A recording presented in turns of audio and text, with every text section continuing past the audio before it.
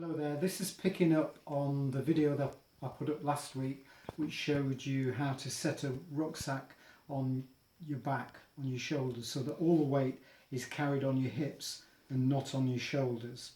Okay, so this week is what to put into your bag, and the main thing is that the things that I'm going to show you today are listed on Moodle under a document called the Key Information Sheet. So that's got advice about kit, and that's what we're going to talk about today.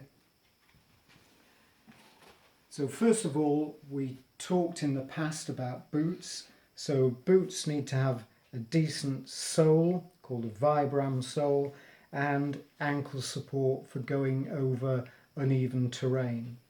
And because I do a lot of walking under boggy conditions in the UK, I usually have or wear a set of gaiters which go over the top of the boot and midway up the calf and act to stop water getting into the boot, and also in the Alps prevent snow getting in, prevent stones getting in.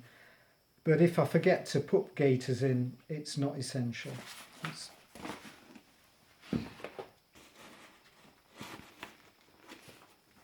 So here's my rucksack, and what we want to do today is to have a look at what goes into the rucksack.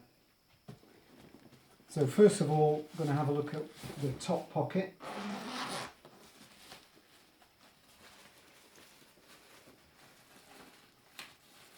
So in the top pocket is a pair of sunglasses. Hopefully we'll get some nice weather. And associated with that is going to be some sun cream, will be in the bag somewhere.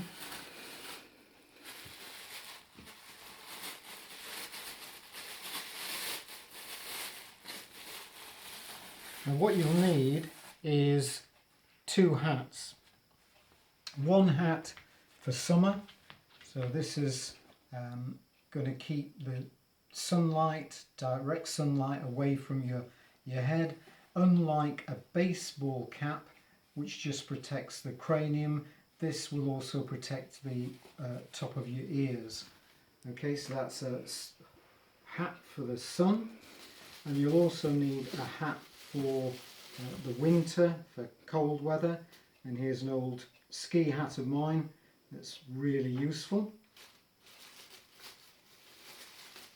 Another thing that is very handy for regulating temperature is a silk scarf. So this was £1 in a charity shop and a really useful bit of kit. So if you start off in the morning with a base layer on and it's a bit chilly, scarf goes on, feel nice and warm, you start walking, you get warm, the scarf can come off, and it's a really simple way of regulating temperature without diving into your bag.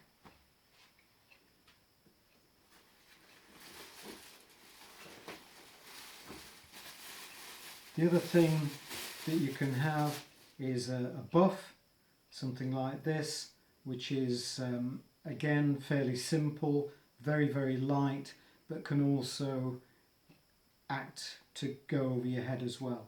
Can you pause it?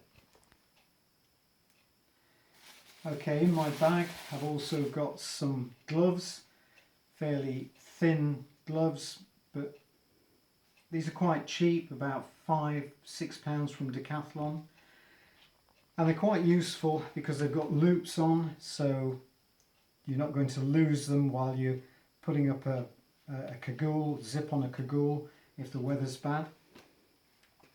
And the last thing in the top is, if it gets really cold, a heavier set of gloves, because as we go higher then the temperature drops. So those would be in the top pocket. Again, top pocket or side pockets, if your rucksack has it, could be for water storage, phones, sun cream, sunglasses, snacks, and so on.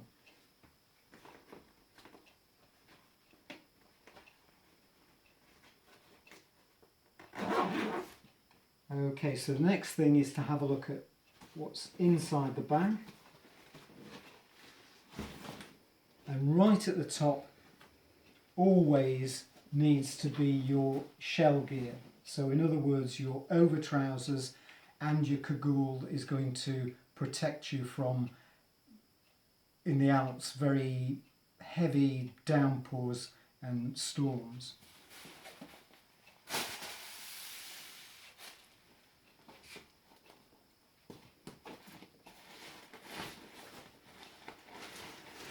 So right at the top is my cagoule. So make sure that you've got a decent cagoule in order to protect you from the storms. This has got a nice hood, some decent pockets, and that will protect you from the elements hopefully. So that's one bit of kit, and then the other essential bit protecting you from wind and rain is over trousers.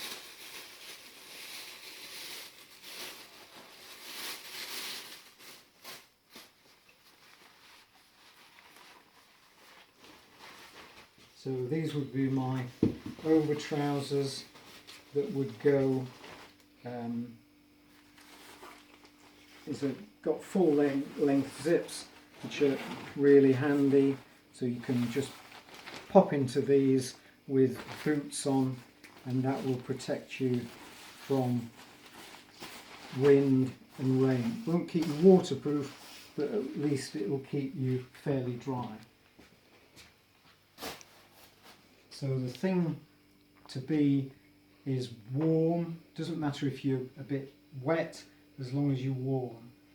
If you start getting cold, then things become a bit more problematic.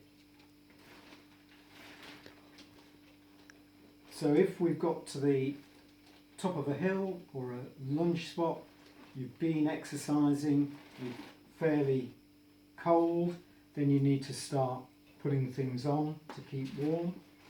So if you've been walking in a t-shirt or a base layer, that I'll show you in a minute, then you want to put on a mid layer. So this would be a mid layer that goes over a t-shirt or base layer. So again, nice construction, it'll wick sweat away but also keep you warm. So that would be a mid layer, and then I want to keep really warm. On top of that mid layer would go a fleece, so that will keep me toasty warm over lunch, for example.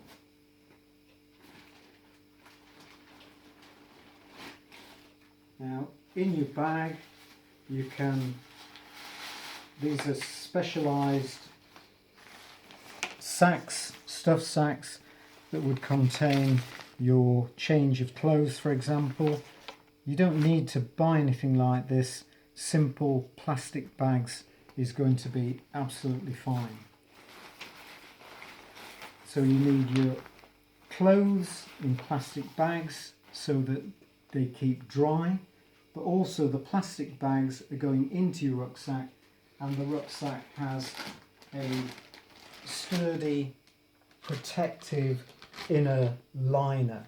So this would be a sturdy plastic bag, and within the plastic bag are your clothes, which are going to,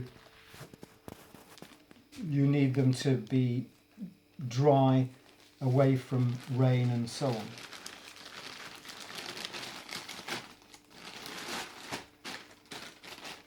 So within this particular bag I've got a base layer. This is made by Helly Hansen.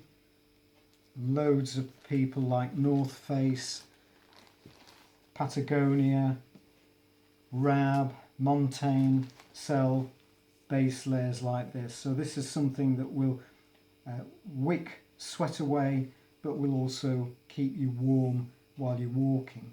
The only problem with these, they're reasonably expensive. Last time I looked, something like Helly Hansen was probably £20 or more.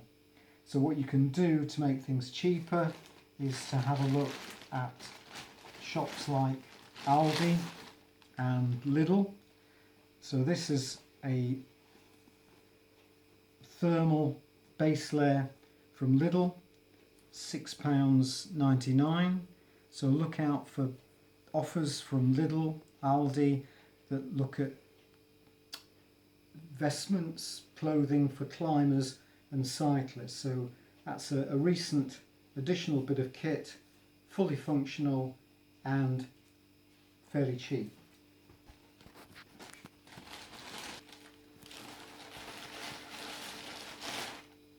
The other thing, walking in t-shirts or a short sleeve wickable t-shirt. So this is again popular brand Montane. So again it'll wick away sweat but keep you warm, and it's got short sleeves, or you buy long sleeves and roll them up.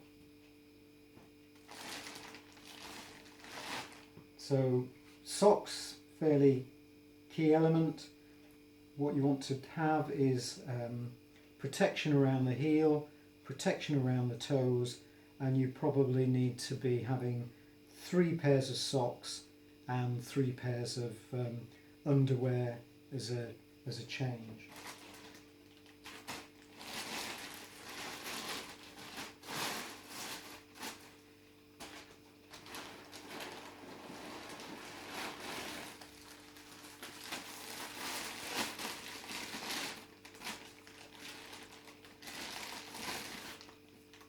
So that's dealt with the upper body. The lower half, nice weather, you could be walking in shorts. So a pair like this are incredibly light. This is by Columbia. Some pockets as well for snacks, telephone and so on. And the useful thing about this is that you've got an inbuilt gusset, so negates carrying an extra pair of pants. So that's one option. Another option is, again, shorts, walking shorts that have got decent amount of pockets. Again, quick drying in case it rains. Here's my other pair of socks that I found.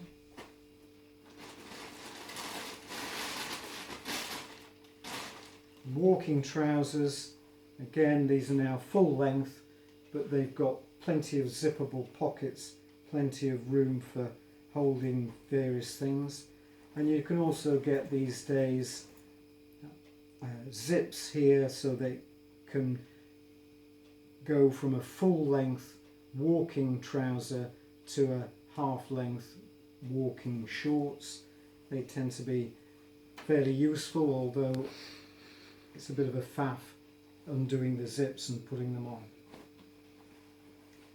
The other thing is fairly lightweight as well, some lycra bottoms, easily stretchable, movable.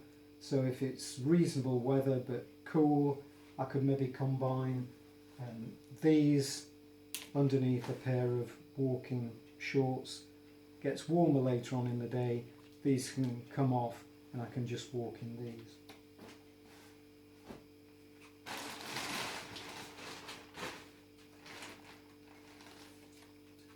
So my water bottle I carry in my bag, and you're probably thinking about carrying 1 litre to 1.5 litres, maximum 2 litres. There's water along the trails, and we pick up fresh water from streams normally, or refuges if they're open. The alternative to carrying a container like this is Camelback or Platypus systems, which a water sack contained within the bag and you have a tubing system to sip at. So the plus points for those systems are you can always sip, you can always have access to water, but you can't take great gulps like this.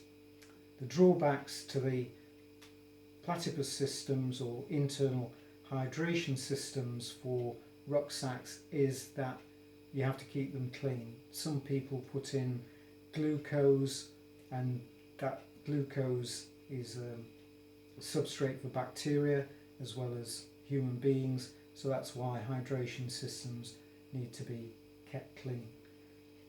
The other point is that sometimes hydration systems burst in the bag and the contents of your bag are then wet through.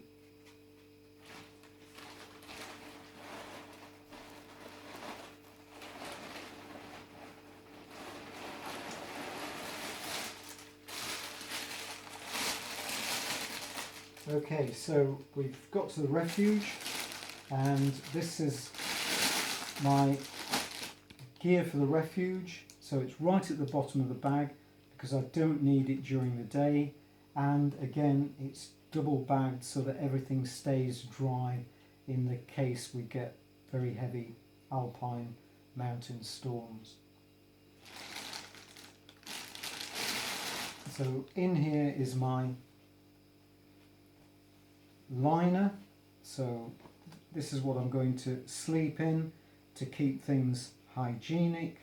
So most of the refuges will either provide duvets or blankets, so you want to go into your own sleeping liner so that you maintain hygiene throughout the trip.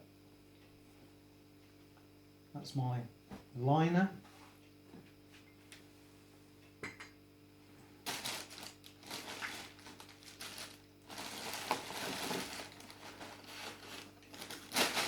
So I've got some tracksuit bottoms, or I could have some trousers for the evening, and I've got a t-shirt,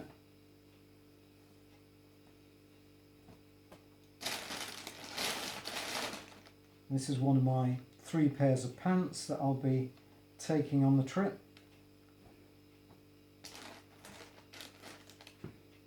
And to keep warm in the refuges, might have something like this. So again, this is a fairly cheap item of equipment made by Decathlon, and it was £15. So with my t-shirt, change of trousers after having a shower, this should keep you warm during the evening. The downside is that it doesn't come with its own stuff sack, and it's a bit bulky, but for £15 it's good to have a look at.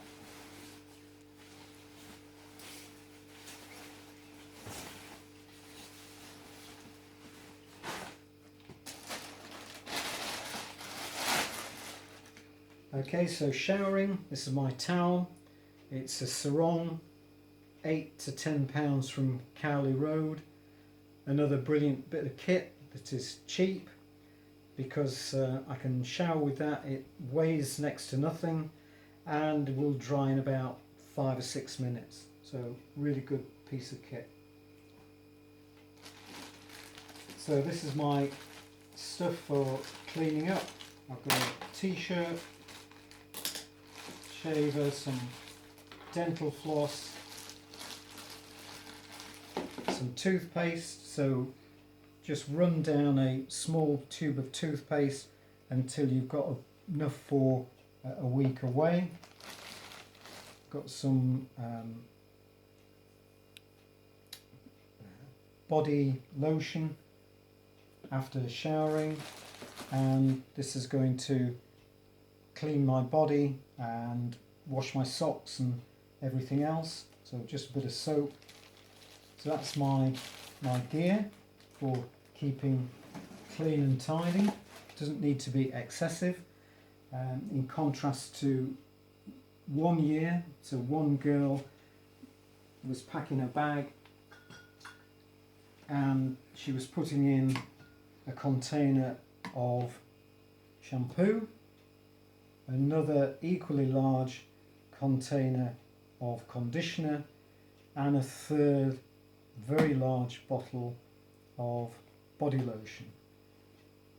That's out. You don't need to carry stuff like that. You need something this size. So another option is to think about sharing. One person carries some shampoo, another person carries some toothpaste. But again, you don't need a big tube, you need something small with just enough to last a week.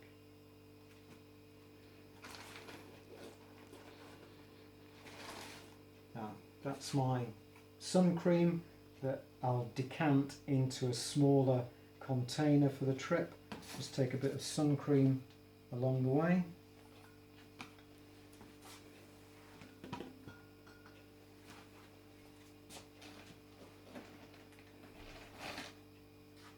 So this is just a container I normally take on trips, which is just an old drugs container from a pharmacy.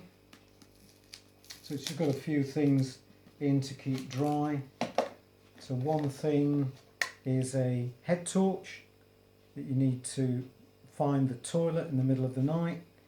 Either that or you could use your phone. Pen knife with a sharp blade is always going to be useful. And my personal medical kit, which is some tape and some paracetamols. And that's about it, all I need to carry.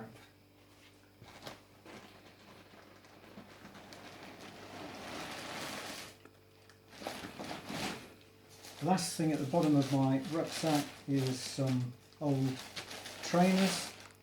Okay, these have seen better days. So you can either put in some trainers for the refuge at night or some flip-flops, and either will be fine. I tend to take trainers these days because if there's a road section, I'll remove my heavy boots and walk using trainers.